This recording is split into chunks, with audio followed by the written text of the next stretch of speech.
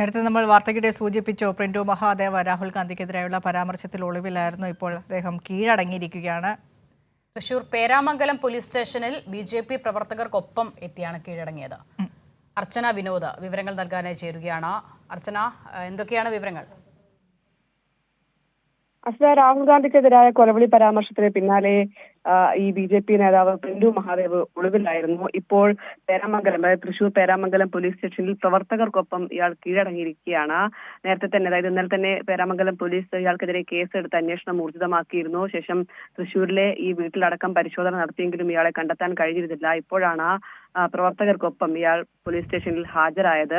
എന്തായാലും ഇനി മറ്റു നടപടികളിലേക്ക്, മജിസ്ട്രേറ്റിന് മുന്നിൽ ഹാജരാക്കുന്ന നടപടികളിലേക്ക് അടക്കം പോലീസ് കടക്കും. പ്രധാനമായും കഴിഞ്ഞ ദിവസമാണ് ഈ പ്രതിപക്ഷ നേതാവ് രാഹുൽ ഗാന്ധിയുടെ നെഞ്ചത്ത് വെടിയുണ്ട വീഴുമെന്ന തരത്തിൽ ഒരു സ്വകാര്യ ചാനൽ ചർച്ചയ്ക്കിടെ ഇത്തരത്തിൽ ഒരു കൊലവെടി പരാമർശം ഉയർത്തിയത്.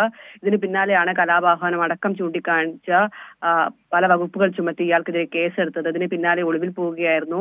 വലിയ രീതിയിലുള്ള പ്രതിഷേധം ഇയാൾക്കെതിരെ ഉയർന്നു വന്നെങ്കിലും ഈ ഒളിവിൽ തന്നെ കഴിയുകയായിരുന്നു. തുടർന്നാണ് ഇപ്പോൾ പേരാമംഗലം പോലീസ് സ്റ്റേഷന് മുന്നിൽ ഹാജരായിരിക്കുന്നത്. ഇനി മറ്റു നടപടികളിലേക്ക് പോലീസ് കടക്കും.